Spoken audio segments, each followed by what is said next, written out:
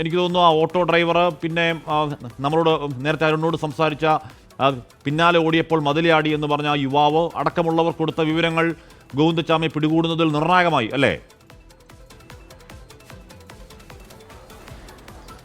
അത് കമ്മീഷൻ തന്നെ സാക്ഷ്യപ്പെടുത്തുന്നുണ്ട്.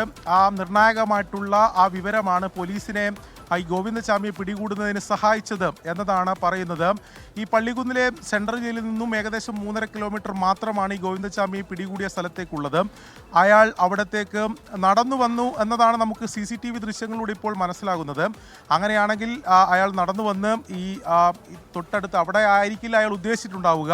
പെട്ടെന്ന് ഇയാളെ അവിടെ ഉണ്ടായിരുന്ന ഇപ്പോൾ സൂചിപ്പിച്ച പോലെ തൊഴിലാളികൾ, അതോടൊപ്പം തന്നെ അവിടെ ഉണ്ടായിരുന്ന ഒരു യുവാവ്, ഒരു പരീക്ഷയ്ക്ക് പോവുകയായിരുന്ന ഒരു യുവാവ് ഉൾപ്പെടെ അവിടെ കണ്ട് ഇയാളെ തിരിച്ചറിഞ്ഞ ഉടൻ തന്നെ ഇയാൾ അടുത്തേക്ക് അവർ പോകുന്നു. അങ്ങനെയാണ് ഇയാൾ ഓടി ഈ കുറ്റിക്കാട്, അതായത് ആ പാതയോരത്ത് തന്നെ ഉണ്ടായിരുന്ന പഴയ ഒരു കെട്ടിടത്തിൻ്റെ സൈഡിലുള്ള ആ കുറ്റിക്കാടിലെ ആ മതിൽ മറികടന്ന് അപ്പുറത്തേക്ക് കടക്കുന്നത്. അപ്പുറമുള്ളത് പഴയ ഒരു വലിയ കെട്ടിടമാണ്, കുറേ നാളായി ഉപയോഗശൂന്യമായി കിടക്കുന്ന ഒരു കെട്ടിടമാണ്. ആ കെട്ടിടത്തിനുള്ളിലേക്ക് അയാൾ ഓടിക്കയറുന്നു. അപ്പോൾ തന്നെ ഈ വിവരം പോലീസിന് ഈ നാട്ടുകാർ, ഈ പ്രദേശവാസികൾ നൽകിയിരുന്നു. ആ ടൗൺ പോലീസിൻ്റെ ഭാഗമായിട്ടുള്ള സംഘം ഉടൻ തന്നെ അവിടെ എത്തി.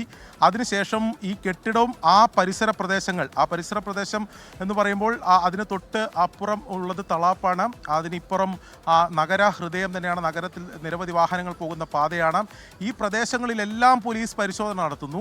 വിവിധ സംഘങ്ങളായി നേരത്തെ തന്നെ ആ നഗരത്തിൽ തമ്പടിച്ചിട്ടുള്ള വിന്യസിച്ചിട്ടുള്ള പോലീസ് സംഘം ഈ പ്രദേശത്തേക്ക് അവർ വരുന്നു. അത് വിവിധ സംഘങ്ങളായി ആ പ്രദേശത്ത് തെരച്ചിൽ നടത്തുന്നു. ആ തെരച്ചിൽ നടത്തിയതിനൊടുവിൽ ഈ കെട്ടിടത്തിൽ കൂടി പരിശോധന നടത്തുന്നു. കെട്ടിടത്തിൽ പോലീസ് സംഘം ഈ ഡോഗ് സ്ക്വാഡ് കെട്ടിടത്തിനകത്തേക്കാണ് കയറിയത്. ഈ ഡോഗ് അങ്ങോട്ടാണ് കയറിയത്. അതിൻ്റെ ഒരു സംശയം പോലീസിനുണ്ടായിരുന്നു. അങ്ങനെ ആ കെട്ടിടം പോലീസ് വളയുന്നു. നാട്ടുകാരുടെ സഹായമുണ്ടായിരുന്നു. ആ പ്രദേശത്തെ ചുമട്ടുതൊഴിലാളികൾ, മറ്റു തൊഴിലാളികളുടെ, ഓട്ടോ തൊഴിലാളികൾ, മറ്റു നാട്ടുകാരുടെ എല്ലാം സഹായത്തോടെ ആ കെട്ടിടം വളയുന്നു. പോലീസ് അകത്തേക്ക് പ്രവേശിക്കുന്നു. ആ സമയത്ത് നമ്മൾ അവിടെ ഉണ്ടായിരുന്നു. നമ്മളും ആ കെട്ടിടത്തിൻ്റെ തൊട്ട് അരികിൽ തന്നെ ഉണ്ടായിരുന്നു.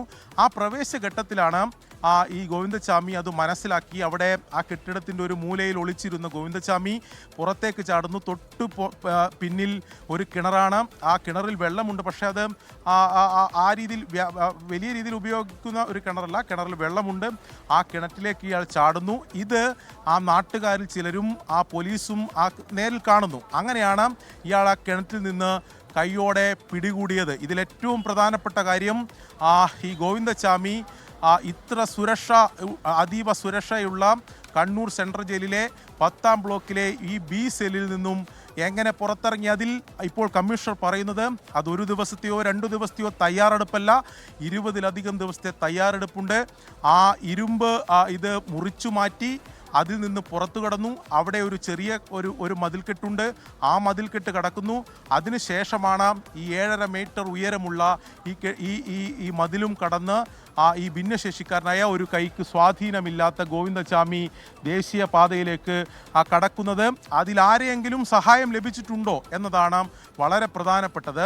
അതിൽ നമ്മൾ മുമ്പ് തന്നെ ഈ കണ്ണൂർ സെൻട്രൽ ജയിലിൽ മൊബൈൽ ഫോണുകൾ, ലഹരി മരുന്നുകൾ എത്തുന്നു എന്ന വാർത്തകൾ നമ്മൾ കഴിഞ്ഞ മാസങ്ങളിൽ തന്നെ നിരവധി കേസുകൾ റിപ്പോർട്ട് ചെയ്തിട്ടുണ്ട്. അവിടെ 10ാം ബ്ലോക്കിൽ തന്നെയാണ് ഈ ഇത്തരത്തിലുള്ള മൊബൈൽ ഫോണുകളും ഇതും പിടികൂടിയിട്ടുള്ളത്, ലഹരി മരുന്നുകളൊക്കെ പിടികൂടിയ വാർത്തകൾ വന്നത്. അപ്പോൾ പുറത്തുനിന്നുള്ള സാന്നിധ്യം, സഹായങ്ങൾ പല രീതിയിൽ ലഭ്യമാകുന്ന ഒരു ബ്ലോക്കാണ് 10ാം ബ്ലോക്ക്. അപ്പോൾ 10ാം ബ്ലോക്കിൽ ഇത്തരത്തിൽ ഈ ഇരുമ്പ് ഇത് മുറിക്കുന്നതിന് വേണ്ടിയിട്ടുള്ള എങ്ങനെ അയാൾക്ക് സാധിച്ചു, അതിനാരുടെയെങ്കിലും സഹായം ലഭിച്ചിട്ടുണ്ടോ? മറ്റൊരു പ്രധാനപ്പെട്ട കാര്യം, ഈ 10ാം ബ്ലോക്കിലെ തന്നെ ഈ B സെൽ എന്ന് പറയുന്നത് അതീവ സുരക്ഷാ സെല്ലാണ്. അവിടെ പ്രത്യേക നിരീക്ഷണം, ഈ ജയിൽ ഉദ്യോഗസ്ഥരുടെ പ്രത്യേക നിരീക്ഷണം എല്ലാ ഘട്ടത്തിലും ഉണ്ടാവേണ്ട സെല്ലാണ്. അവിടെ നമ്മൾ മനസ്സിലാക്കേണ്ടത് ഒന്ന്, ഈ പറയുന്നത് പോലെ എന്താണ് ഈ പറയുന്ന എല്ലാ സർവൈലൻസ് സംവിധാനങ്ങളെയും അതിജീവിച്ചുകൊണ്ട്, അതിലംഘിച്ചുകൊണ്ട് അതിസമർത്ഥനായ ഒരു കുറ്റവാളിയായ ഗോവിന്ദച്ചാമി ജയിൽ ചാടി എന്ന് കരുതണം. അതല്ലെങ്കിൽ ഈ പറയുന്ന ജയിലിനകത്തെ കൊടും ജയിൽ, 10ാം ബ്ലോക്ക്, വലിയ സുരക്ഷാ സംവിധാനങ്ങൾ എന്നൊക്കെ ചുമ്മാ പറയുന്നതാണെന്ന് വിചാരിക്കണം. അരുൺ, രണ്ടിലേതാണ്? അതിൽ നമുക്ക് ലഭിക്കുന്ന വിവരമനുസരിച്ച് പ്രത്യേകിച്ച് ഈ 10ാം ബ്ലോക്കിലെ B സെല്ലിൽ 2 തരത്തിലാണ് സുരക്ഷാ സംവിധാനങ്ങൾ. അവിടെ രാത്രി കൃത്യമായി റൊട്ടീനായിട്ടുള്ള ഒരു പാറാവ് അവിടെ ഉണ്ടാകും. അവിടെ തന്നെ അവർ അവിടെ നിലയുറപ്പിച്ച് ഈ കാര്യങ്ങൾ നിരീക്ഷിക്കും. രണ്ടാമത്തേത്, ഈ സെല്ലിൽ നമുക്കറിയാം സെല്ലുകളിൽ ലൈറ്റ് ഓഫ് ചെയ്യാറില്ല, നിരീക്ഷണ ക്യാമറകളുണ്ട്. അപ്പോൾ ഈ നിരീക്ഷണ ക്യാമറകൾ രാത്രി സമയത്തും അത് പരിശോധിക്കുന്നതിന് വേണ്ടി ഡ്യൂട്ടിയിൽ ഉണ്ടാവേണ്ടതാണ്. അത് ഈ അതീവ സുരക്ഷാ സെല്ലിൽ മാത്രമല്ല, മറ്റു സെല്ലുകൾ പ്രത്യേകിച്ച് ഈ തടവുകാരുള്ള മറ്റു സെല്ലുകളിലും ഈ ലൈറ്റ് ഓഫ് ചെയ്യാതെ നിരീക്ഷണ ക്യാമറകൾ ഉള്ളതാണ്. അപ്പോൾ സ്വാഭാവികമായും അത്തരത്തിൽ ഡ്യൂട്ടിയിൽ ആ സമയത്ത് ഉണ്ടായിട്ടില്ലേ എന്ന ചോദ്യമുണ്ട്. ഈ രാത്രി സമയത്ത് ഇപ്പോൾ നമുക്ക് ലഭിക്കുന്നതനുസരിച്ച് പുലർച്ചെയാണ്, കമ്മീഷണർ നേരത്തെ പറഞ്ഞതനുസരിച്ച് രാത്രി കഴിഞ്ഞ് പുലർച്ചയോടെ ഒരു 4:15 ഇയാൾ ജയിൽ ചാടിയതെന്നാണ് പറയുന്നത്. അപ്പോൾ അതിനു മുമ്പ് തന്നെ ഇതിൻ്റെ തയ്യാറെടുപ്പുകൾ ആരംഭിച്ചിട്ടുണ്ടാകാം.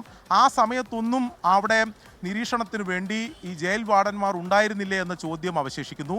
മറ്റൊന്ന്, ഈ പുതപ്പ് കൂട്ടിക്കെട്ടിയാണ് ഇയാൾ മതിൽ ചാടിയതെന്ന് പറയുന്നു. മതിൽ ചാടുമ്പോൾ തന്നെ 7.5 മീറ്ററുള്ള ഈ മതിൽ, അതിന് മുകളിൽ ഇലക്ട്രിക് ഫെൻസിംഗ് ഉണ്ട്. ഈ ഫെൻസിംഗ് മുഴുവൻ സമയവും അതിൽ വൈദ്യുതി പ്രവാഹം ഉണ്ടാവേണ്ടതാണ്. അപ്പോൾ വൈദ്യുതി പ്രവാഹം ഉണ്ടെങ്കിൽ എങ്ങനെ ഗോവിന്ദസ്വാമി അത് മറികടന്ന് ഈ ദേശീയപാതയിലേക്ക് കടന്നു എന്ന ചോദ്യമുണ്ട്. 7.5 മീറ്റർ ഉയരമുള്ള മതിലിന്റെ മുകളിലുള്ള ആ ഇരുമ്പ് ഫെൻസിങ് അതെപ്പോഴും വൈദ്യുതി പ്രവാഹം ഉണ്ടാവേണ്ടതാണോ? അങ്ങനെയാണെങ്കിൽ ഗോവിന്ദസ്വാമി കിടക്കുന്ന സമയം വൈദ്യുതി പ്രവാഹം നിലച്ചോ? അതെങ്ങനെ നിലച്ചിട്ടുണ്ടാവണം? വരും സംശയങ്ങളാണ്. ആഷ്മി, തീർച്ചയായും ഇതിലൊക്കെയാണ് ഇനിയൊരു വ്യക്തത വരേണ്ടത്. ഇത് സംബന്ധിച്ച് നമ്മൾ കമ്മീഷനോട് ചോദിച്ചിരുന്നു. പക്ഷേ നിലവിൽ അത് സംബന്ധിച്ച് ഒരു കാര്യങ്ങൾ വിശദീകരിക്കാൻ പോലീസ് തയ്യാറായിട്ടില്ല. അതിൻ്റെ അന്വേഷണം നടന്നു വരുന്നു എന്നതാണ് പോലീസ് പറയുന്നത്. ഇങ്ങനെ ഒട്ടനവധി ചോദ്യങ്ങൾക്ക് ഉത്തരം ലഭിക്കേണ്ടതുണ്ട്. ഇനിയിപ്പോൾ ഈ 4:15 ഇത്തരത്തിൽ ജയിൽ ചാടി. ആ ജയിൽ ചാടിയതിനു ശേഷം ഇയാൾക്ക് ഇത്ര സമയം കിട്ടി. പിന്നീട് ഈ സെല്ലിലേക്ക് ഉദ്യോഗസ്ഥർ പോകുന്ന ഘട്ടത്തിൽ മാത്രമാണ് ഇയാൾ ഈ സെല്ലിലില്ല എന്ന് മനസ്സിലാക്കുന്നത്. അപ്പോൾ ഈ നിരീക്ഷണ ക്യാമറകൾ, CCTV സർവൈലൻസ് പൂർണ്ണമായും ജയിലിൽ പരാജയപ്പെട്ടോ എന്ന ചോദ്യം ഉയരുന്നുണ്ട്. ഞാൻ മനസ്സിലാക്കുന്ന അനുസരിച്ച് രാത്രി സമയങ്ങളിലും CCTV നിരീക്ഷണത്തിനായി ഡ്യൂട്ടിക്ക് ജയിലിൽ ഉണ്ടാവേണ്ടതുണ്ട് എന്നതാണ് ഇപ്പോൾ നമുക്ക് മനസ്സിലാക്കാൻ സാധിക്കുന്നത്. അപ്പോൾ ജയിൽ ചാടിയതിന് ശേഷവും ഇയാൾ സെല്ലിലില്ല, സെല്ലുകൾ പരിശോധിക്കപ്പെട്ടിട്ടില്ല എന്ന ചോദ്യം ഉയരുന്നുണ്ട്. പിന്നീട് ഈ ജയിൽ വാർഡന്മാർ നേരിട്ട് അവിടെ എത്തി അവരുടെ ഈ റൊട്ടീൻ പരിശോധനയുടെ ഭാഗമായി എത്തിയപ്പോഴാണോ ഇത് മനസ്സിലാക്കുന്നത് എന്നത് വളരെ പ്രധാനപ്പെട്ടതാണ്. അതിനുശേഷം ഗോവിന്ദസ്വാമിക്ക് സമയം കിട്ടിയിരുന്നു. പക്ഷേ ഇപ്പോൾ നമ്മൾക്ക് പോലീസിൽ നിന്നൊക്കെ ലഭിക്കുന്ന വിവരമനുസരിച്ച് അയാൾ ഇന്ന് ഈ പ്രദേശത്ത് എവിടെയെങ്കിലും ഒരു ഒളിവ് സങ്കേതം കണ്ടെത്തി അവിടെ ഒളിച്ചു നിന്ന് പകൽ സമയം ഒഴിവാക്കി രാത്രി സമയത്ത് രക്ഷപ്പെടാനുള്ള ഒരു ശ്രമം, അങ്ങനെ ഒരു നിശ്ചയത്തിലും തീരുമാനത്തിലുമായിരുന്നു ഉണ്ടായിരുന്നത്. അവിടെയാണ്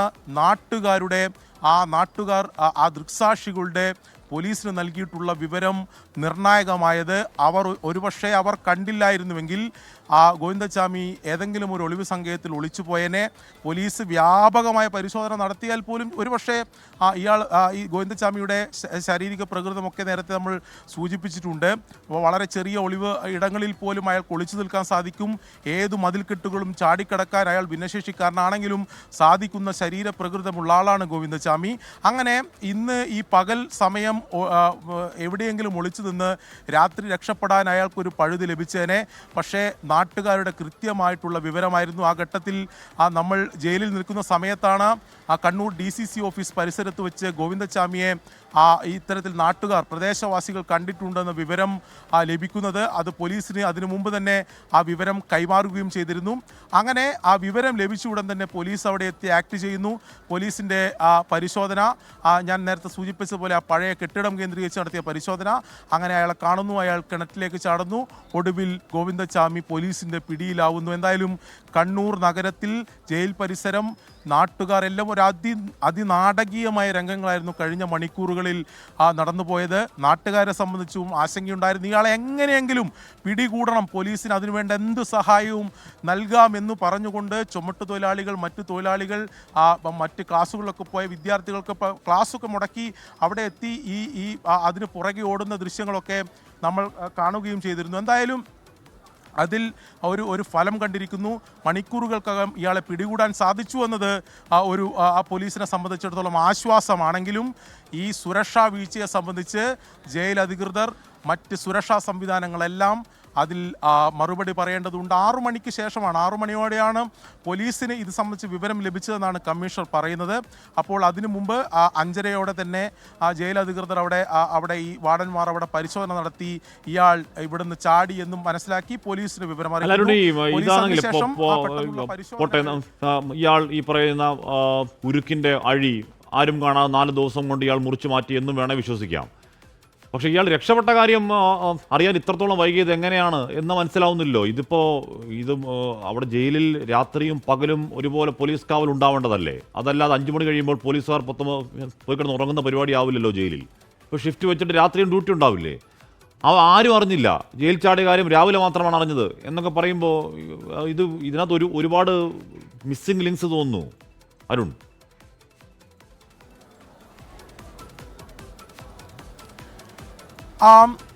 ആഷ്മി, തീർച്ചയായും ജയിലിലെ സുരക്ഷാ സംവിധാനങ്ങൾ നമ്മൾ മനസ്സിലാക്കുന്ന അനുസരിച്ച് രാത്രി സമയത്ത് അതീവ സുരക്ഷ, അതിൽ നിരീക്ഷണം വേണ്ടതാണ്. അതിൽ ഈ പകലുള്ളതുപോലെ തന്നെ രാത്രി അവിടെ കൃത്യമായി ഈ സെല്ലുകൾ, പ്രത്യേകിച്ച് വിവിധ ബ്ലോക്കുകളായിട്ടുള്ള ഈ സെല്ലുകളുണ്ട്.